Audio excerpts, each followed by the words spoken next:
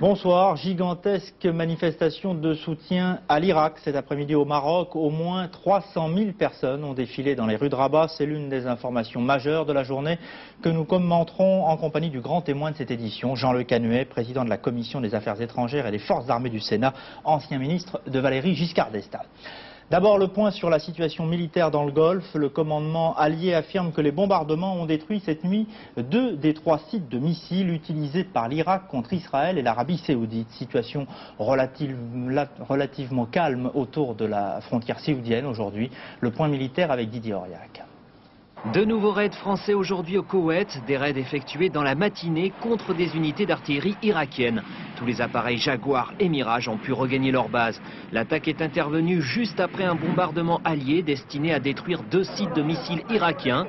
2 sites qui venaient d'être utilisés pour de nouvelles attaques Scud sur Israël et l'Arabie Saoudite.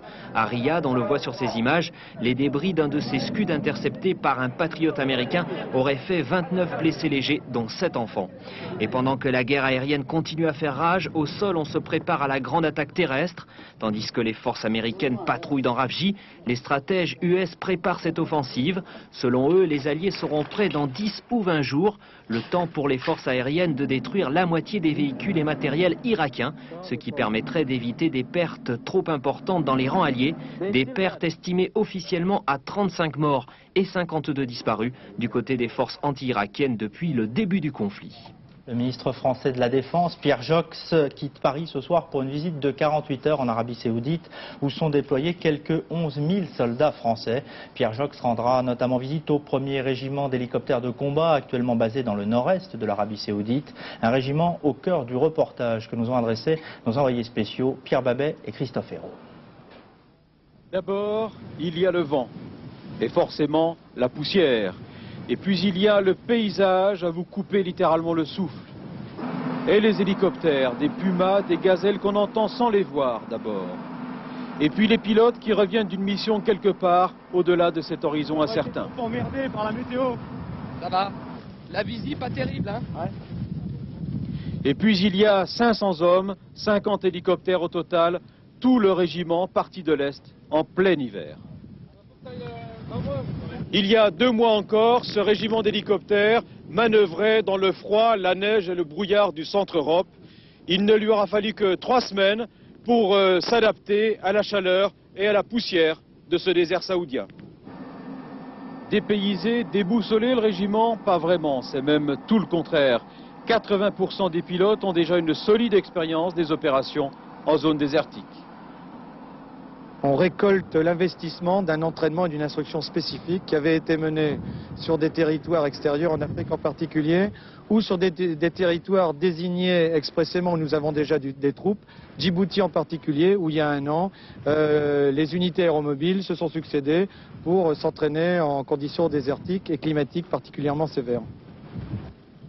Condamné à bouger constamment pour garantir sa sécurité, le régiment emporte avec lui le nom de son camp, celui d'un petit animal malin et sympathique, où qu'il soit, ce camp s'appelle Fennec City. Alors Jean Le Canuet, première question touchant directement à ce conflit, quelle est votre analyse aujourd'hui de la situation militaire? La maîtrise de l'air du côté des alliés, arabes, américains et européens. Un échec des premières tentatives terrestres conduite par Saddam Hussein et ses troupes, une guerre qui en est véritablement une, qui est très dure, une présence française cohérente, des aviateurs qui travaillent efficacement, et vous allez me dire probablement quel est votre pronostic. Ce serait léger d'en faire un, mais je crois que la ligne suivie par les Alliés est bonne, à savoir l'action par l'aviation, par les fusées, avant d'engager les hommes sur le terrain pour qu'il y ait le moins de pertes possibles. Alors ne craignez-vous pas que les forces alliées aujourd'hui sortent du cadre fixé par la résolution des Nations Unies qui prévoyait uniquement la libération du Koweït, que cette démolition systématique de l'arsenal militaire, industriel vise en fait à détruire tout simplement l'Irak?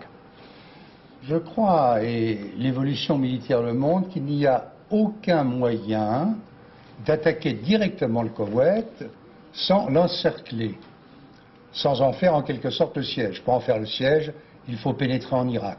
Pour pénétrer en Irak, en évitant les pertes douloureuses, excessives, il n'y a qu'une voie, c'est d'écraser sous les bombes les forces adverses de l'Irak. Si l'Irak annonce aujourd'hui son retrait immédiat du Koweït, vous seriez partisan d'un cessez-le-feu? Bien entendu. Bien entendu, encore que je suis inquiet de voir un Saddam Hussein qui garderait sa capacité de mobiliser les masses arabes, un Saddam Hussein qui est un pays très riche. Les Français croient que l'Irak est un pays pauvre, c'est faux. Saddam Hussein a fait avec cette richesse pendant 9 ans la guerre contre l'Iran, et s'il s'en tire, bon, ce sera la paix, mais pour combien de temps? Alors, on vient de voir le reportage de Pierre Babès sur le régiment d'hélicoptères de combat. Le temps n'est pas venu d'ouvrir une polémique, mais le dossier mûrit. Il faudra, à votre avis, repenser la politique de défense de la France au terme de ce conflit. Alors, une armée de métier, éventuellement. De toute façon, les Français maintenant y prêtent attention. Il y a une loi de programmation qui doit venir en discussion dans les mois qui viennent. Un armement se prévoit 10 ans à l'avance.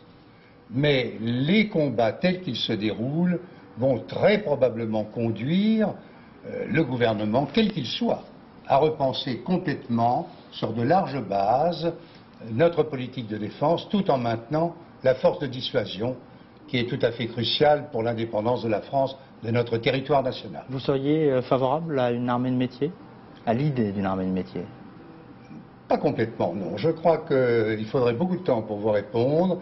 Il y a des professionnels de l'armée, parce que ce sont des armes de plus en plus techniques, mais il faut assurer la défense du territoire national qui est menacé, ne serait-ce que par des actions terroristes, et il faut que le peuple garde le goût et la volonté de sa défense, donc il faut qu'il reste, d'une certaine manière, sous des formes indéterminées nouvelles, un service militaire pour les Français. Alors, concernant l'armée française, sachez aussi que le porte-avions Clémenceau va quitter demain son port de Toulon pour une campagne d'entraînement de plusieurs jours en Méditerranée.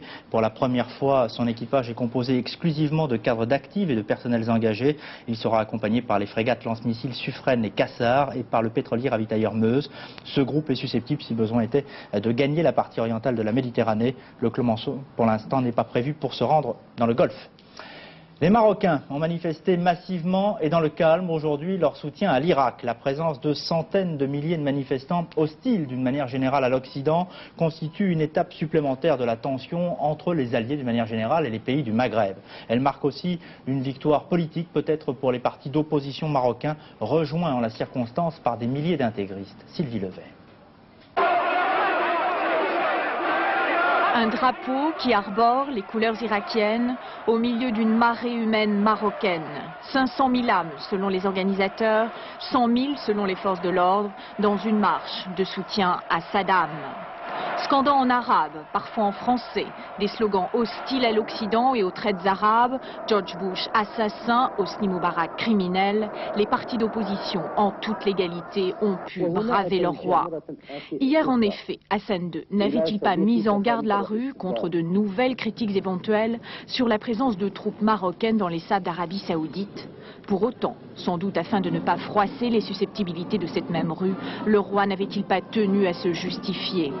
Les 1200 soldats de Rabat auraient été envoyés avant les résolutions onusiennes en soutien à l'armée du roi Fahd en cas d'attaque étrangère. Jamais pour procéder aux côtés d'un front anti-Saddam à l'évacuation du petit émirat.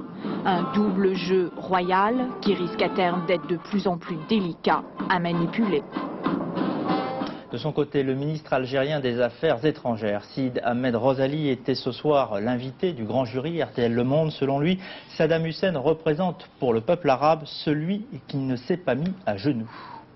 L'Irak a déjà gagné du seul fait qu'il se soit trouvé en face de 400 000 hommes avec la plus grande puissance de feu.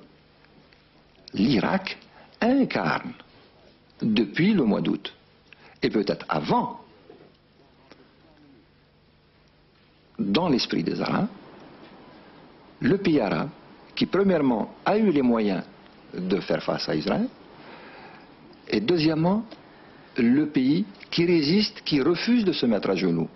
Parce que ce que nous sommes en train de vivre actuellement, c'est le résultat, d'abord, de l'immense division des Arabes, des gouvernements arabes.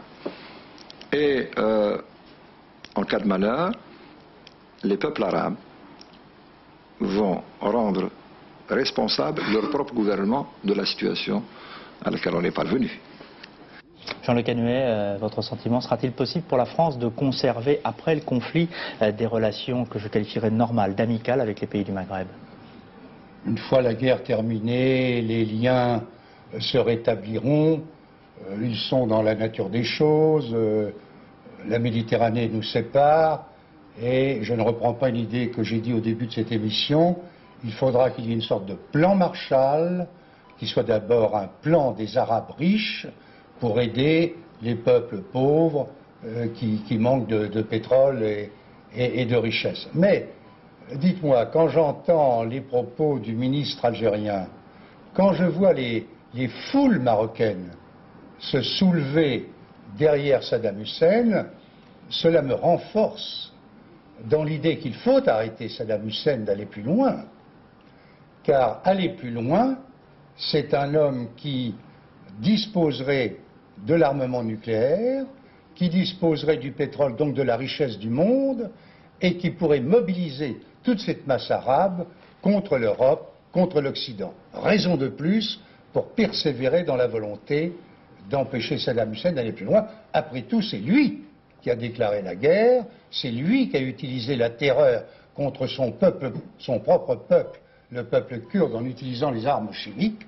Donc, il représente le danger, et on voit bien qu'il se répandrait à travers tout le Maghreb et l'ensemble du monde arabe si on le laissait aller plus loin. Alors, concernant le Maghreb précisément, c'est pour la France un problème de politique étrangère, c'est aussi un problème de politique intérieure? C'est un problème de politique étrangère, bien sûr. Au plan intérieur, je suis de ceux qui estiment qu'il faut maintenir le contact, la compréhension et faire un effort de fraternité avec les Maghrébins qui vivent en France pour éviter ce qui serait affreux, c'est-à-dire des rixes, des révoltes qui pourraient dégénérer ici ou là en guerre civile. En Israël maintenant, l'entrée au gouvernement du député d'extrême droite Rehavam Zeevi a probablement brisé le consensus qui régnait dans la classe politique depuis le début de la guerre du Golfe. Devant les positions très dures de leurs nouveaux collègues, plusieurs ministres israéliens n'ont pas caché leur crainte de voir ternir l'image de marque d'Israël à l'étranger. À Jérusalem, correspondance de notre envoyé spécial, Marc Mémon. L'entrée de Rehavam Zeevi au gouvernement pourrait bien, dans les jours qui viennent, remettre en cause le superbe consensus de la classe politique israélienne dont a bénéficié depuis le début de la guerre le Premier ministre Yitzhak Shamir. Rehavam Zeevi, surnommé familièrement Gandhi, un surnom qui n'a rien à voir avec l'apôtre de la non-violence, est au contraire un extrémiste. Son parti, Moledet, traduction La Patrie, est un parti nationaliste laïque qui a 2 députés élus à la Knesset. Un parti d'extrême droite qui prône purement et simplement l'expulsion du territoire de tous les Palestiniens qui afficheraient leur soutien à l'Irak, mais aussi une vigoureuse riposte israélienne aux attaques de Scud. Le porte-parole du gouvernement, Yossi Olmert, a tenu à nous le préciser il y a quelques instants. Le nouveau ministre sans portefeuille adhère à la plateforme de Yitzhak Shamir et il ne saurait être question d'une quelconque modification de la ligne gouvernementale. Reste que cette nomination devra être ratifiée à la Knesset. Demain, Yitzhak Shamir y fera une déclaration de politique générale qui sera suivie d'un vote. Le nouveau ministre obtiendra-t-il le soutien à l'Assemblée des 3 ministres du Likoud hostiles à son arrivée au gouvernement?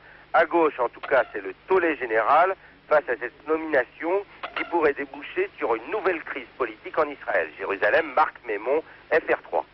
Alors Jean-Luc Anhuet, cette nomination confirme-t-elle à vos yeux la volonté d'Israël de préparer d'ores et déjà l'après-guerre? En fait, M. Shamir renforcerait son courant nationaliste pour faire front ultérieurement au règlement de la question palestinienne. Il renforce la cohésion politique de son gouvernement en introduisant dans le gouvernement une personne qui, à l'extérieur, pourrait lui créer des difficultés. Ça peut être la bonne explication.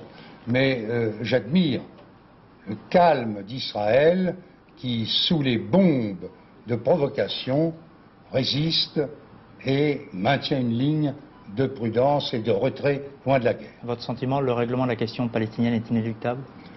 Le problème, après cette douloureuse épreuve militaire, sera de trouver une solution convenable pour assurer à Israël des frontières sûres et reconnues, et à la Palestine également la possibilité d'avoir un État. Il y a aussi le problème du Liban, que je n'oublie pas, et qui devra être en première ligne des efforts diplomatiques de la France et de tous les pays qui veulent une paix durable. Puisque l'on évoque ici, en quelques mots, la fin éventuelle du conflit, que pensez-vous du ballet diplomatique mené à Téhéran, la visite de François Cher, numéro 2 du Quai d'Orsay, l'émir du Koweït qui envoie son propre ministre des Affaires étrangères en Iran? Je n'ai pas voulu provoquer le ministre des Affaires étrangères, j'aurais pu le joindre aujourd'hui, je ne l'ai pas fait. Je m'informerai de cette situation demain.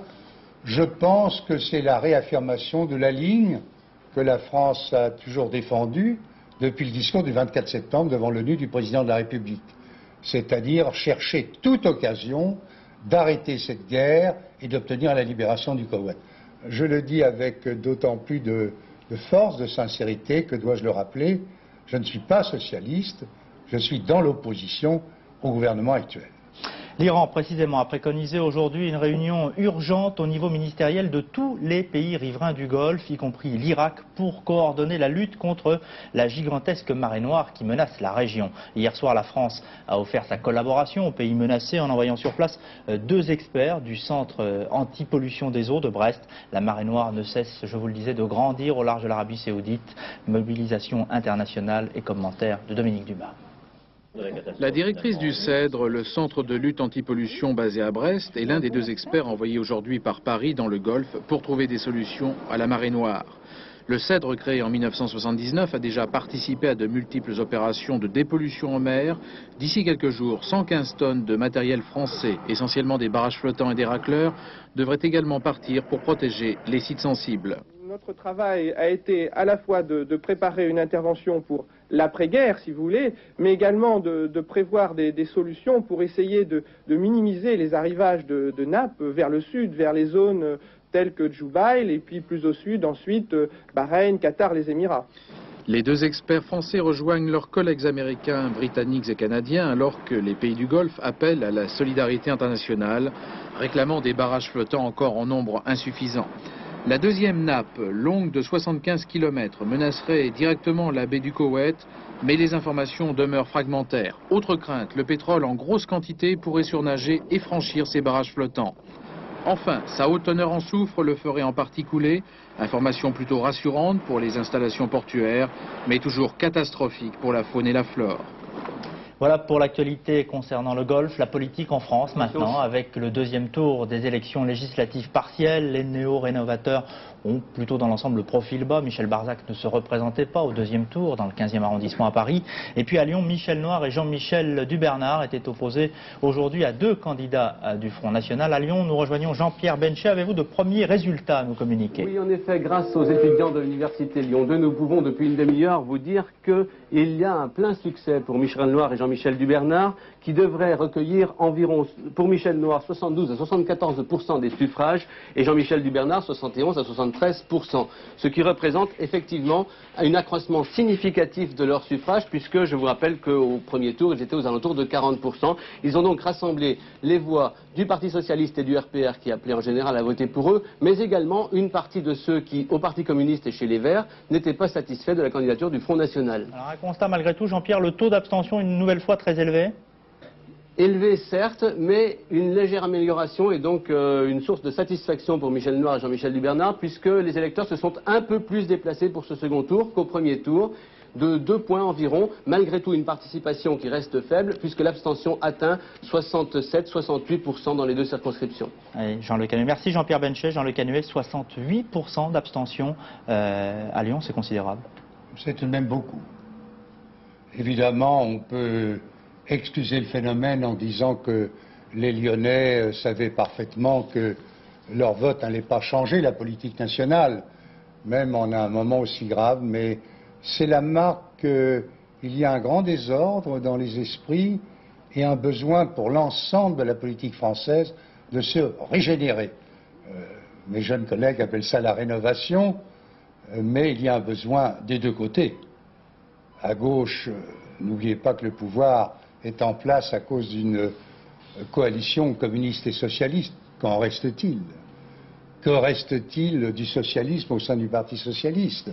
Et nous, dans notre camp, nous avons besoin aussi d'un effort de restructuration et d'affirmation de leader.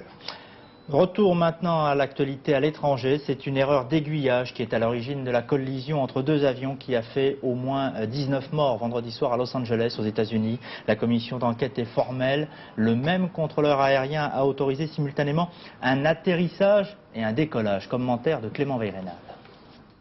Au moins 19 morts dus à une erreur d'aiguillage. La collision entre deux avions vendredi soir sur l'aéroport de Los Angeles aurait été provoquée par une mauvaise indication d'un contrôleur aérien.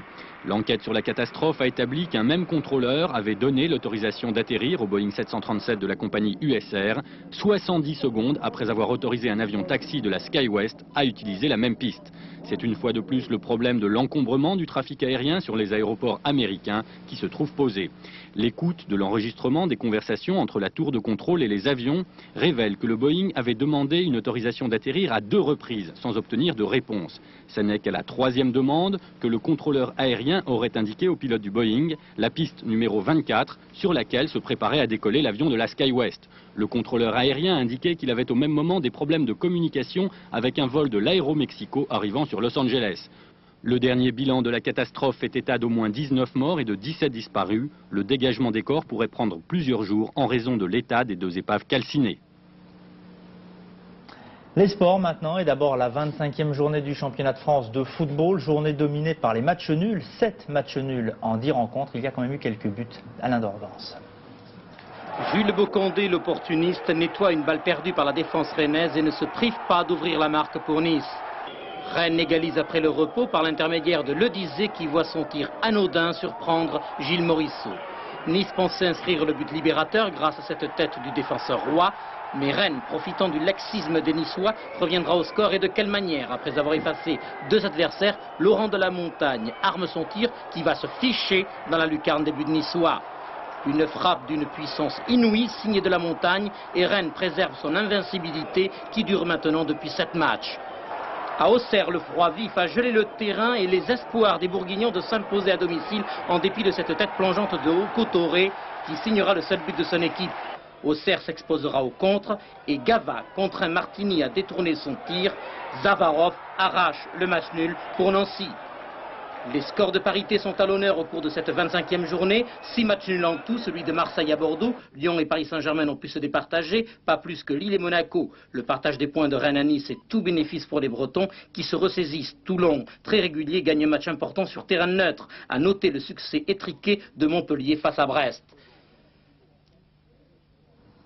Statu quo en tête. Statu quo en tête, comme le disait Alain Dorgance. L'Olympique de Marseille, je vais le faire à sa place, garde 5 points d'avance sur Monaco et 6 sur Auxerre. Le ski maintenant, avec l'Autrichien Rudolf Nierlich qui conserve aujourd'hui son titre mondial de slalom géant grâce à la chute de son grand rival ici, l'Italien Alberto Tomba. Nierlich qui s'est imposé devant le Suisse Urs Kellin, meilleur temps de la 2e manche. Le Suédois Johan Wallner a remporté la médaille de bronze. Les Français ont à nouveau déçu. Franck Picard, médaillé de bronze du Super G, a dû se contenter de la 12e place. Voici donc l'arrivée de Nierlich qui enlève son 2e titre consécutif de champion du monde de slalom géant.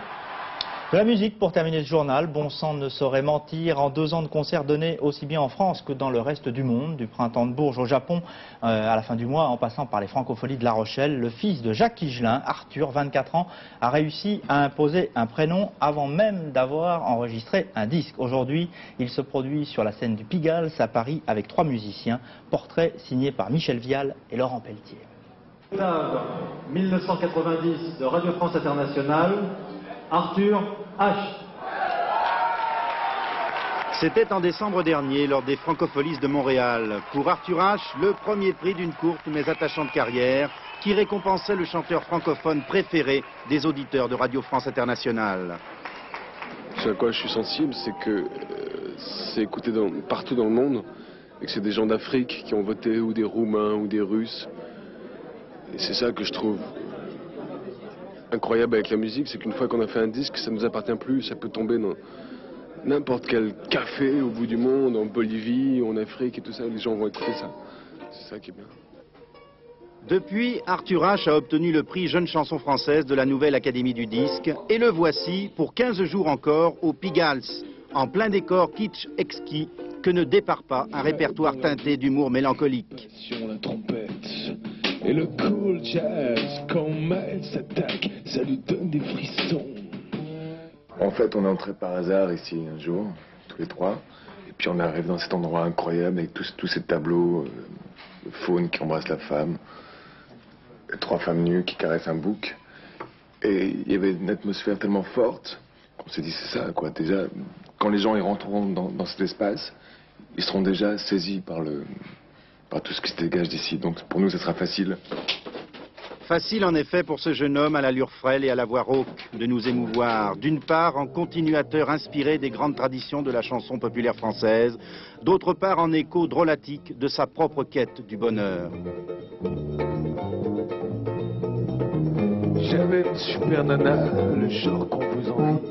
C'est pas de chômer. Voilà, Arthur, le fils de Jacques Higelin. Merci Jean Le Canuet d'avoir été le grand témoin du 19-20 ce soir. Dans un instant, la météo complète de Michel Touré.